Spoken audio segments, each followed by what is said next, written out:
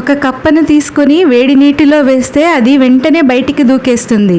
అదే కప్పను చల్లని నీటిలో వేస్తే అది అందులోనే ఉంటుంది. ఇప్పుడు మెల్లగా నీటిని వేడి చేయండి.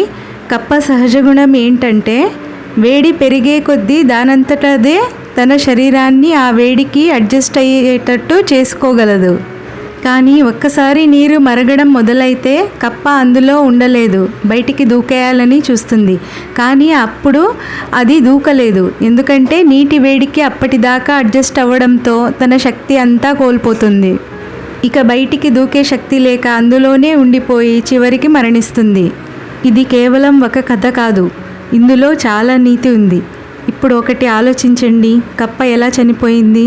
చాలామంది వేడి నీటి వల్ల అంటారు, కానీ నిజానికి వేడి నీటి వల్ల కప్ప చనిపోలేదు. నీటిలో నుండి బయటికి ఎప్పుడు దూకేయాలో నిర్ణయించుకోలేక చనిపోయింది. మొదట్లో కొద్దిగానే వేడి పెరిగింది కదా, సర్దుకుపోదాంలే అనుకుంటూ వేడి నీటిలోనే ఉండిపోయింది. చివరికి నీరు మరిగే కొద్దీ అది బయటికి దూకలేకపోయింది. అలాగే మనం కూడా జీవితంలో అడ్జస్ట్ అవ్వాలి, కానీ అడ్జస్ట్ అవుతూనే ఉండి జీవితంలో పైకి ఎదగకుండా అక్కడే ఉండిపోవద్దు. ఎదుటి వాడికి మనల్ని మానసికంగా, శారీరకంగా, ఆర్థికంగా హింసించే అవకాశం ఇచ్చామనుకోండి, వాడు హింసిస్తూనే ఉంటాడు.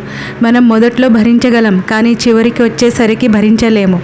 అందుకే మనకు ఓర్పు, సహనం, శక్తి నశించకముందే సమస్య నుండి బయటపడాలి. పర్వాలేదులే అనుకుంటూ భరిస్తూ ఉంటే చివరికి సమస్యల వలలో చిక్కుకుని మరణించాల్సి వస్తుంది. ఈ చక్కని నీతి కథ ద్వారా మనకు అర్థమైంది ఏంటంటే జీవితంలో ఎలాంటి పరిస్థితుల్లో అయినా తగిన సమయంలో నిర్ణయం తీసుకోవడం చాలా ముఖ్యం. ఒక వ్యక్తి గురించి మనసులో పదే పదే ఇలాంటివాడు ఇలాంటిది, అలాంటివాడు అలాంటిది అనే నిర్ణయాలు తీసుకుంటూ ఉంటే, స్టేట్మెంట్స్ ఇచ్చుకుంటూ పోతే ఆ వ్యక్తి చేసే ప్రతి పనిని అదే కోణంలో చూడటం మొదలవుతుంది. అలా పేర్లు పెట్టుకుంటూ పోతే, జడ్జి చేసుకుంటూ పోతే ఏదో ఒకరోజు మన మాటలే మన విలువలను తగ్గించే ప్రమాదం ఉంటుంది.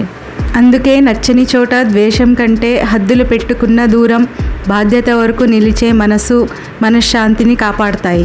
భగవంతుడిపై భక్తి, ప్రార్థన, ఎక్కువ ఆలోచించకుండా ప్రస్తుతంలో జీవించడం, మంచి నిద్ర, సరైన ఆహారం, మనసుకు నచ్చిన పని చేయడం, ప్రకృతి మధ్యలో కొంత సమయం గడపడం, కోపం, పోలికలు, పాత బాధలను విడిచిపెట్టడం, మంచి మాటలు మాట్లాడే వాళ్ళతో ఉండడం, కృతజ్ఞత భావం కలిగి ఉండడం.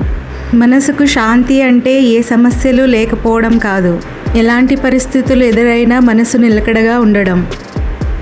మరిన్ని విషయాలతో ఇంకో వీడియోతో మళ్ళీ కలుస్తాను. ఈ వీడియో నచ్చినట్లయితే ఒక లైక్ చేయండి. బాయ్.